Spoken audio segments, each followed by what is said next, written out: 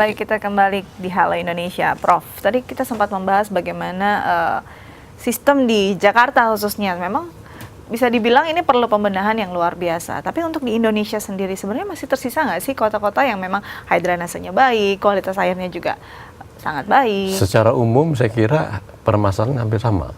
Semua hampir sama. Masalahnya terlambat, pemerintahannya itu terlambat mengantisipasi perkembangan yang ada. Begitu.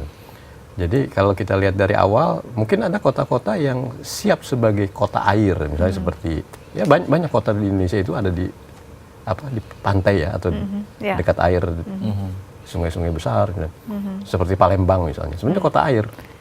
Yang sebenarnya secara kuantitas mereka kan kaya air ya, tapi kualitasnya bukan hanya kaya air tadi, infrastruktur drainasenya infrastrukturnya juga sudah. Iya, tapi dengan perkembangan kotanya, sistem drainase ini tidak memadai sehingga banjir dan sebagainya, bencana terkait air, Ini termasuk cemaran tadi, polusi yang luar biasa daerah urban. Ini kalau kita lihat tadi kita berbincang tentang sampah yang juga ikut mempengaruhi kualitas air. Nah kalau kita berbicara tentang kualitas air di Jakarta, Prof, ini kan ada kaitannya dengan tanah, jenis tanah yang ada di Jakarta. Dan kalau kita lihat tanah di Jakarta ini kan semuanya berasal dari endapan atau aluvial, berbeda dengan tanah mineral secara umumnya. Nah kemudian apa efek untuk kualitas air di Jakarta ini sendiri? Sebenarnya kalau untuk kebutuhan domestik gitu ya, kebutuhan domestik, karena cemaran kalau di lingkungan perumahan biasanya itu karena perumahan kita juga yang masing-masing punya septic tank kan? Iya, terlalu dekat dengan. Nah itu ya. Sehingga cemarannya itu adalah biasanya E. coli, ya E. coli, sehingga bagaimanapun harus kita masak. Air sumur Karena bukan harus karena kita masak. septic tank kita, bisa septic tank tetangga. Iya, terlalu tetangga dekat dan ya, sebagainya. Prof, ya? Makanya saya kira dalam perumahan-perumahan baru, apalagi dalam bentuk yang tadi itu rumah susun ya, ataupun apartemen misalnya, itu sudah harus sistem terpadu. Jadi tidak ada lagi septic tank individu. Jadi bisa kolektif sebenarnya. Oh iya harus. Kalau udah urban harus seperti itu. Jadi memang benar-benar jauh dari sumber air ya. Jauh akan Prof, lebih ini kalau efektif misalnya dalam kita banyak hal. berbicara tentang Indonesia yang sebenarnya negara kepulauan dengan lautan yang lebih banyak, sebenarnya lebih luas. Sebenarnya apakah air laut memang belum bisa benar-benar, sempat kita tanyakan mungkin ke salah satu provider air lah ya. Mereka katanya teknologinya memang sangat mahal, tapi memangnya apakah sebenarnya seperti kalau itu? dari segi teknologi air ya, itu sudah boleh dikatakan teknologi yang sederhana, sama seperti AC ya, kalau listrik ya. Jadi mengolah air pun relatif sederhana. Kita sudah tahu dari primary treatment, secondary, tertiary. Biasanya dengan tertiary itu udah dalam bentuk air bersih, begitu loh.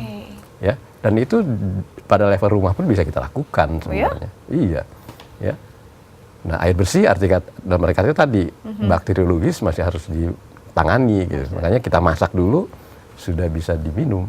Hanya dengan dimasak sebenarnya. Hanya dengan dimasak. Jadi kalau dari segi teknologi pengolahan relatif sederhana, karena teknologi walaupun sekarang berkembang dengan teknologi membran dan sebagainya, nanoteknologi misalnya yang relatif baru ya. Dan itu sebetulnya menyediakan solusi.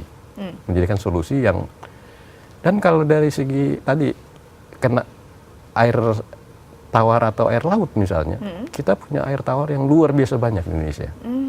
Kalau kita hitung per kapita, ya tergantung jumlah penduduk kita kan. Ya, kalau sampai tahun 2010 misalnya, mungkin kita masih kebagian 10.000 meter kubik per kapita per orang. Oh ya? Iya.